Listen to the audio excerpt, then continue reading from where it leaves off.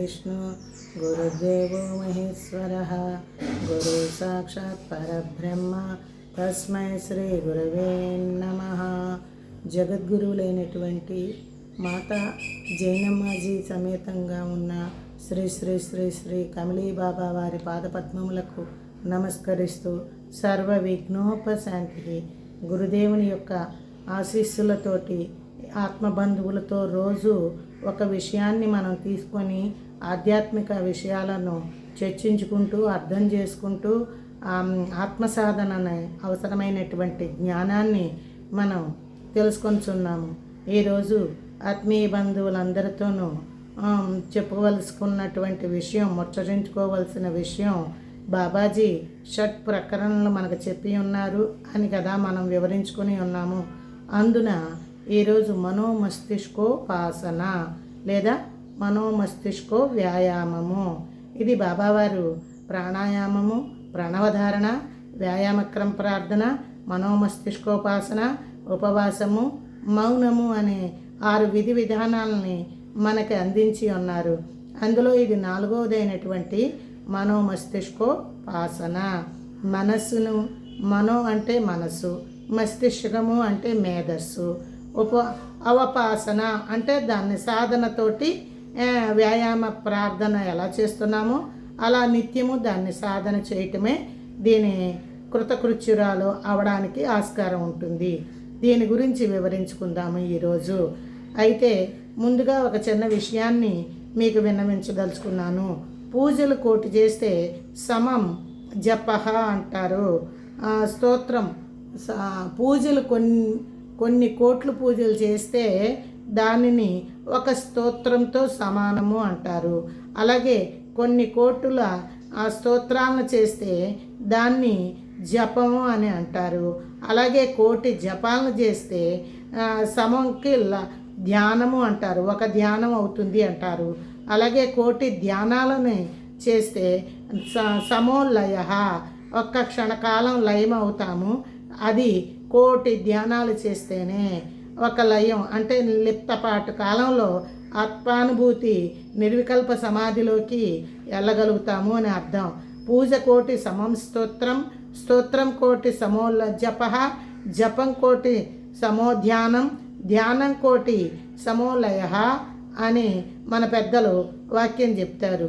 అంతేకాకుండా ఈ దేహమునందు దేహిని ధ్యేయంతో దర్శించటమే ధ్యానము. దేహము అంటే ఈ శరీరము, దేహి అంటే ఆత్మ, ధ్యేయము అంటే లక్ష్యము.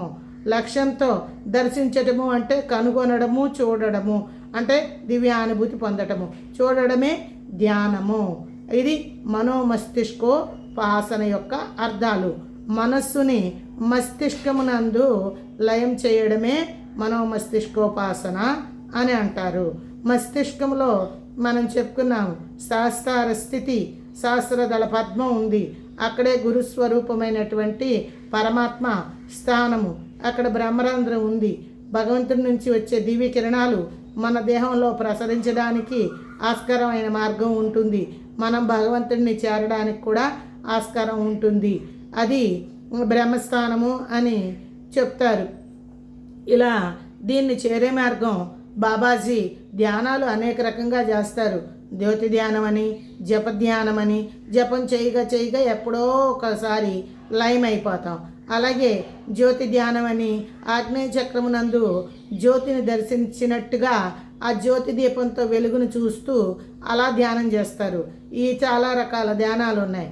కానీ కమలీబాబా వారు మనకి దైవప్రసాదికి నందు మనోమస్తిష్కోపాసన గురించి ఒక వివరణ మనకి ఇచ్చి ఉన్నారు. అదేమిటంటే మనకి నాభి నుంచి 12 అంగుళాల దూరంలో అధోముఖంగా తామర మొగ్గ మాదిరిగా హృదయ కమలం ఎలాడుతుంది అని చెప్పారు. ఆ హృదయ కమలానికి ఉన్నటువంటి కాడ, ఆ కాడలో ఒక రంధ్రము, ఆ రంధ్రమునందు జగత్ ఆధారమైనటువంటి చైతన్యము ఉన్నది. దాని ద్వారానే ఈ జీవన చర్యలన్నీ మనం చేస్తున్నటువంటి కార్యకలాపాలన్నీ కూడా దాని యొక్క దివ్య తేజోశక్తి వల్ల జరుగుతున్నాయి. దానిని మనం మస్తిష్కం దగ్గరికి ఎలా తీసుకెళ్ళాలి, ఆ జ్యోతి యొక్క చైతన్యాన్ని ఎలా తీసుకెళ్ళాలి అని బాబావారి మార్గం ఏమని చెప్పారంటే, మనకి అంతర్నాసిక రంధ్రాలు ఉన్నాయి. మనకు కనబడే ఈ ముక్కు కనబడే 2 రంధ్రాలు ఏడాపింగళ రంధ్రాలు బాహ్యనాసిక రంధ్రాలని, అంగుటి నోరి పైభాగమున అంగుటి అంటాము. ఆ అంగుటికి అంతర్నాసిక రంధ్రాలు అని 2 రంధ్రాలు ఉంటాయి. వాటిని అంతర్నాసిక రంధ్రాలు అని అంటారు. ఎప్పుడైనా మన ఆహారం తిన్నప్పుడు అడపాదడప అందరికీ అనుభవపూర్వకంగా అయిందే, పొలమారుతాము. పొలమారింది అంటే ఆ శ్వాసనాళం దగ్గరికి ఆహారపు ఘనమైనటువంటి వాసన కానీ చిన్న పదార్థం దగ్గరగా వెళ్తున్నప్పుడు పొలమారుతాం అన్నమాట. అది శ్వాసనాళం కింద ఉంటుంది. ఆ అంతర్నాసిక రంధ్రాల మధ్య కొండ నాలుక అంటే దీనికి నానుడి మాట కూడా ఉంది. ఉన్న నాలుక మంది కొండ నాలుక మందిస్తే ఉన్న నాలుక ఊడింది అంటారు. ఆ కొండ నాలుక స్తనాకారంగా ఉంటుంది. అంటే ఒక పసిపిల్లలు తాగేటటువంటి పాలపీక మోడల్గా ఆ స్తనాకారంగా, ఆ స్తనము అంటే తెలుసు కదా, సన్యము, ఆ స్తనాకారంగా ఉన్నటువంటి ఆ కొండనాలిక ధ్యానం చేయగా అమృత బిందువులు దాని నుంచే మనకి అందుతాయి అని మన యోగులు, ఋషులు, మునులు, బాబాజీ కూడా అదే మనకు సెలవిచ్చి ఉన్నారు, చెప్పారు. అందులోంచి అమృత బట్టువు ఒక్క చుక్క అమృతమైన దాని నుంచి మనం పొందితే మనకి ఎంతో భాగ్యం అవుతుంది. అది ఎలా పొందుతాము అంటే మనోమస్తిష్కోపాసన ద్వారానే పొందుతాము. నిర్వికల్ప సమాధి స్థితిలోకి వెళ్ళినప్పుడు ఆ దివ్యానుభూతిలో అమృతధార ఆ కొండనాలుక చివరి నుంచి మనకి బొట్టుగా వస్తుంది అని మన యోగులు, ఋషులు, బాబాజీ మనకు చెప్పి ఉన్నారు. ఈ స్తనాకారంగా ఉన్నటువంటి ఆ అంతర్నాసిక రంధ్రాల నుంచి ఈ భేదించుకొని మూర్ధనీ శక్తి అంటే అంతకు మునుపు మనం ముచ్చటించుకొనే ఉన్నాము. వెన్నుపావు చివర బుద్ధి గృహ దగ్గర ఇక్కడ మూర్ధనీ శక్తి ఉంటుంది. దాని వివరణ అంతా కూడా చెప్పాను. సువాసనమైన పువ్వులు పెట్టండి, చైతన్య స్థితి వస్తుంది, దానికి చైతన్యం బాగా కలుగుతుంది అని కూడా మనం చెప్పుకొని ఉన్నాము. ఆ మూర్ధని శక్తిని భేదించి సహస్రార దళ పద్మంలో ఉన్నటువంటి ఆ పరమాత్మని చేరడము అనే మార్గాన్ని బాబా గారు మనకి చెప్పి ఉన్నారు. ఆ మార్గంలోనే మనోమస్తిష్కోపాసన చేయాలి. దీని అంతటికీ కారణం మన ఆత్మ చుట్టూ ఉన్నటువంటి ఆవరణ దోషాలను, మనం తెలుసుకోవలసిన విషయాలైనటువంటి మహావాక్యాల అర్థాలను, సాధన సంపత్తిని, భవరోగాల నుండి బయటపడితే కానీ, అంటే విరాగిగా మనం అన్నిటి యందు ఉంటూ కూడా దేనిని మనం అతికించుకోకూడదు, దానికి లోబడిపోకూడదు. అతికించుకోవడం అంటే లోబడిపోయి ఉండడం, ఎడిక్ట్ అయిపోవడం అంటారు ఇంగ్లీష్లో. అట్లా అవ్వకూడదు. ఏ పని మనం చేస్తున్నా ఆ పని యందు శ్రద్ధాభక్తులు ఉండాలి, ఏకాగ్రత ఉండాలి. కానీ ఆ విధి విధానంలో మనం విలీనం అయిపోయి పనిచేసినప్పటికీ కూడా నాది నేను చేస్తున్నాను అనే భావం లేకుండా పరమాత్మ ఈ పని నాకు అప్పగించారు, బాధ్యతగా నేను చేస్తున్నాను, ఆ పరమాత్మే దీనన్నిటికీ కర్త అయి ఉన్నారు, కర్త కర్మ క్రియ అన్నీ కూడా పరమాత్మే, నా ద్వారా మాత్రమే నిమిత్తంగా నేను చేయాల్సి వచ్చింది, చేస్తున్నాను అనే భావంలో ఉండాలి. దీనికి సంబంధించి ఒక చిన్నగా ముచ్చటైన కథ మీకు తర్వాత వెనువెంటనే విశదపరచగలుగుతాను.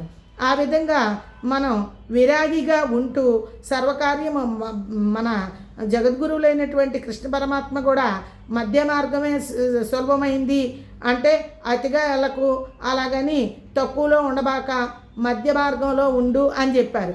దానికి మనకు 2 రకాలైన అర్థాలు తీసుకోవచ్చు. మధ్య మార్గంలో వెళ్తే నువ్వు చాలా లాభం పొందుతావని కృష్ణ పరమాత్మ అన్న కూడా అర్థం ఏంటంటే, ఎడాపింగ్లా నాడుల మధ్య సుషుమ్న నాడి ఉంది, అది మధ్యనాడే. ఆ మధ్యనాడిలోంచి నువ్వు వెళ్తేనే నీకు సాధన సఫలీకృతం అవుతుంది అనే గూఢార్థ రహస్యం. అది మధ్య మార్గమే నీకు క్షేమదాయకము, లాభదాయకము, శ్రేయస్కరము అనే అర్థము.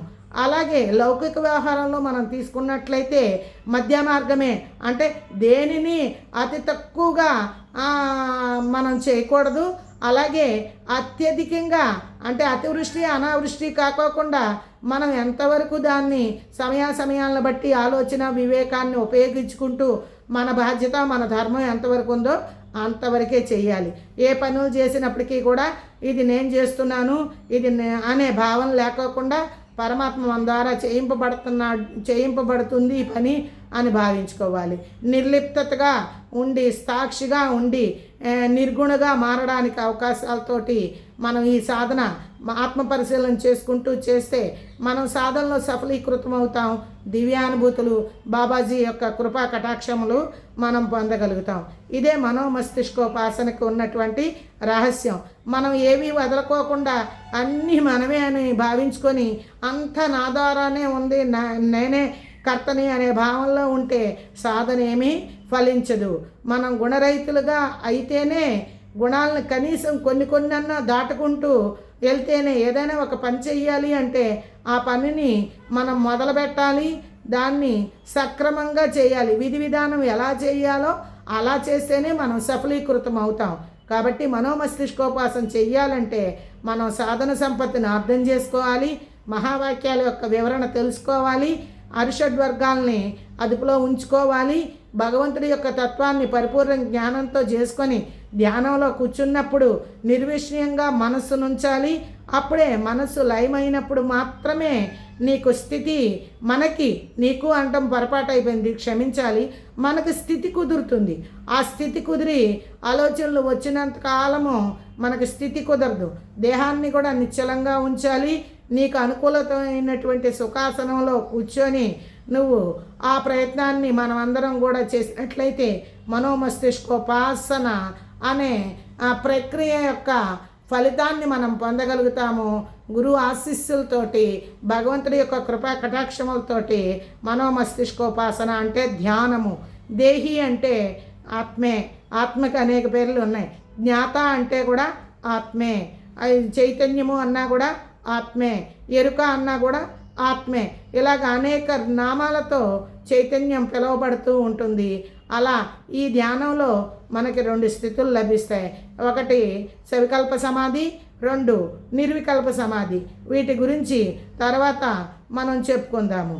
ఓం జయ శాంతి, విజయ శాంతి, దివ్య శాంతి.